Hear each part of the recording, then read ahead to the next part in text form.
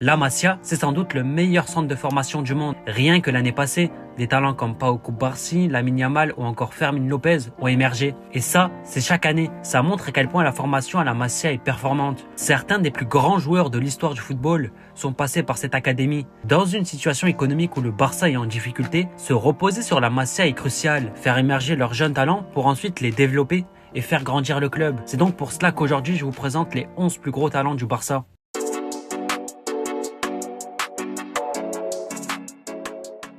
Allez, on commence avec les gardiens.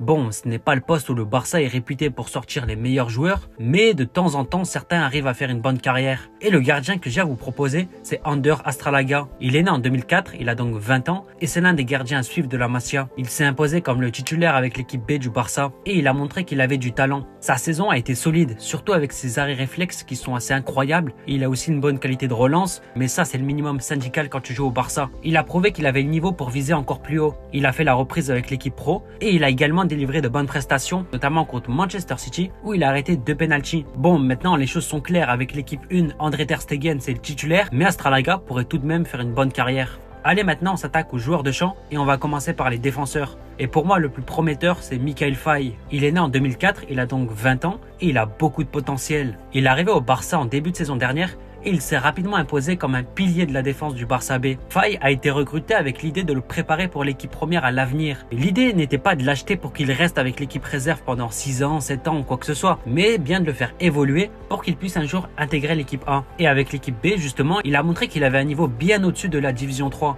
En plus, avec la blessure d'Araujo, qui sera absent jusqu'à décembre, Faye aura probablement l'occasion de se montrer. C'est un moment charnière pour lui de sa jeune carrière, car c'est maintenant qu'il doit prouver qu'il mérite sa place dans l'équipe première. Personnellement, si je devais choisir entre Inigo Martinez et Michael Faye, les deux sont gauchers, donc c'est pour ça que je fais cette comparaison, eh bien moi je pencherais davantage pour Faye, car il représente un projet pour l'avenir. Et en plus, il a de grosses qualités. Ces qualités, il les a démontrées lors des matchs de pré-saison. Ses performances, notamment contre le Real Madrid et l'AC Milan, ont été très intéressantes. Mais c'est surtout avec l'équipe B qu'il a impressionné. Il a été l'un des leaders de l'équipe. Sur le terrain, il est omniprésent, fort dans les duels et agressif sur son adversaire. Il est aussi adroit avec ses pieds, capable de faire de bonnes passes vers l'avant. Et il a aussi une grosse frappe de balle. Ça, c'est assez particulier pour un défenseur. Il a inscrit de beaux buts.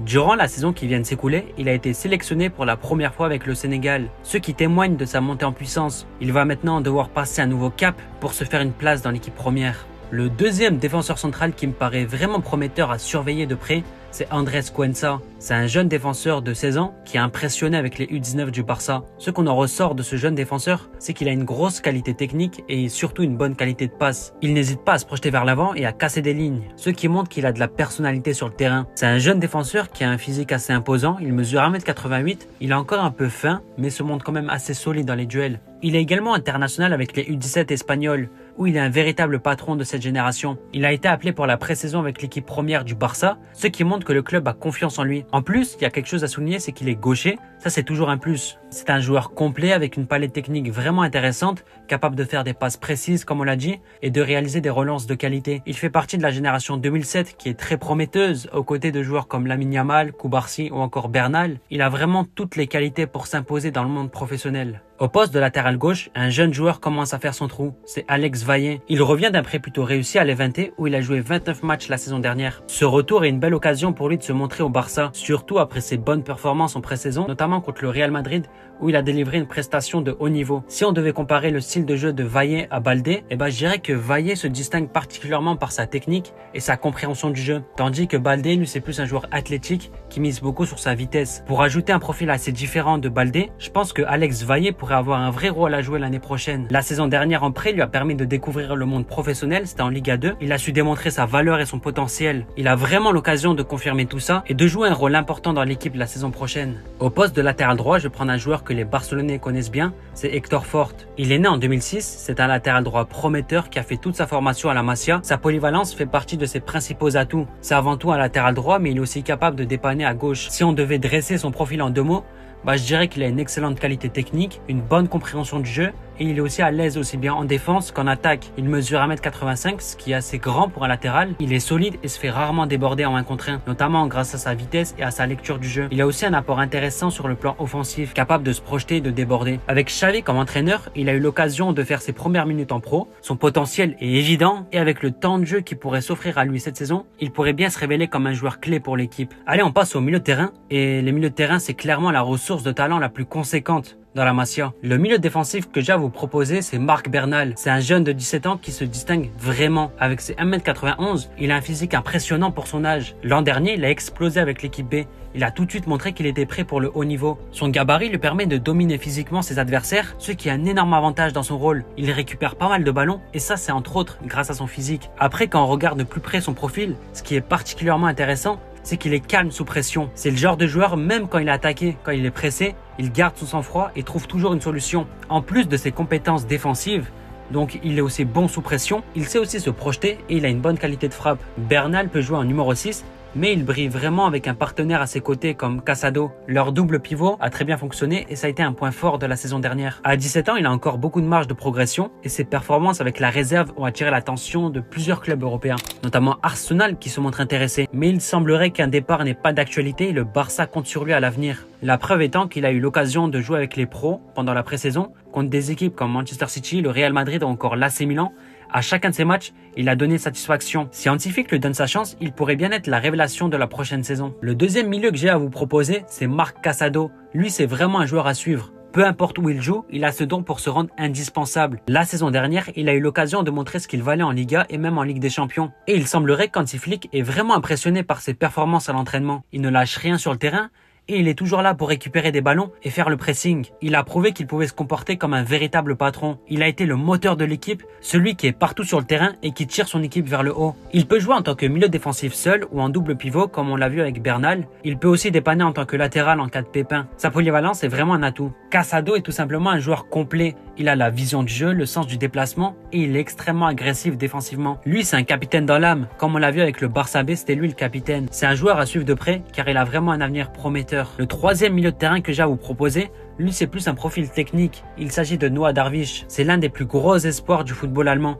Issu des équipes de jeunes de Fribourg, il a attiré l'attention du Barça avec ses prestations remarquables. C'est un milieu offensif qui peut également évoluer en tant qu'ailier. Il se distingue par une vision de jeu exceptionnelle, une technique raffinée et aussi une capacité à dribbler avec aisance. Son style de jeu est parfait pour le Barça, qui valorise les milieux de terrain capables de créer des occasions. Sa révélation aux yeux du monde a commencé en hiver 2023, où il a été sacré champion du monde avec les U17 de l'Allemagne. Darwish a été l'un des éléments clés du tournoi. Il a survolé la compétition avec des performances vraiment remarquables. Par contre, avec le Barça, c'est un peu compliqué pour lui depuis son arrivée. Sur le terrain, il est bridé, il n'arrive pas à se démarquer. Mais bon, ça tombe bien car Hansi Flick, le nouvel entraîneur du Barça, le connaît très bien. Il connaît son potentiel, il connaît toutes ses qualités et il pourrait bien le faire éclore dès la saison prochaine. Ses débuts avec le Barça n'ont pas été étincelants, ça on l'a dit, mais l'arrivée de Flick pourrait offrir à Darwish une nouvelle opportunité pour briller. Allez, maintenant on s'attaque aux attaquants et celui qui pourrait faire des étincelles dans les prochaines années, c'est Ibrahim Diarra. Il n'est pas encore arrivé au Barça, mais son transfert a déjà été bouclé depuis quelques mois. Et ça s'est passé après sa révélation lors de la Coupe du Monde U17,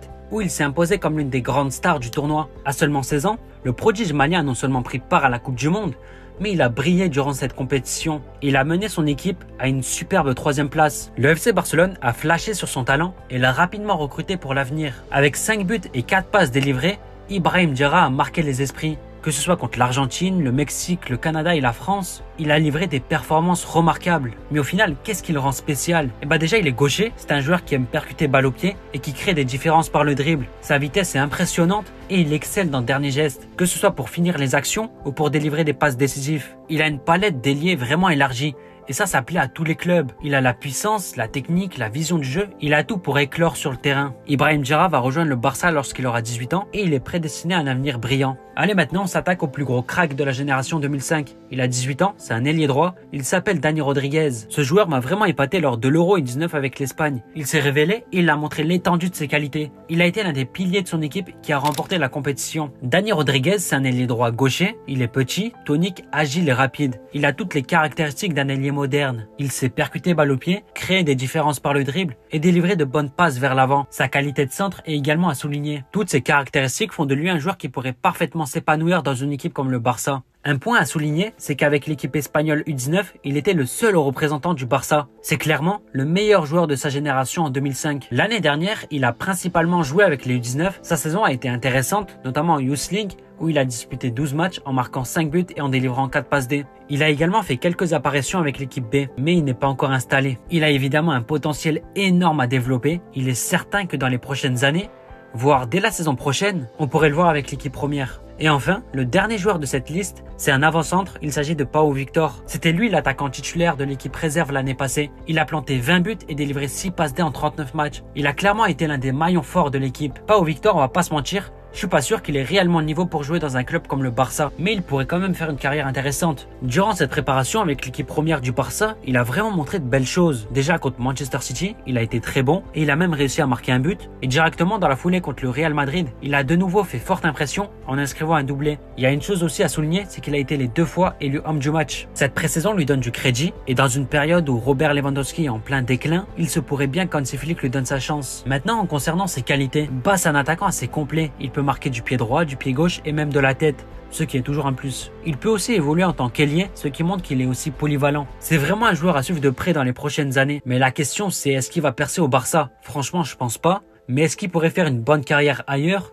Là, je pense que oui. C'est clairement un joueur à suivre de près.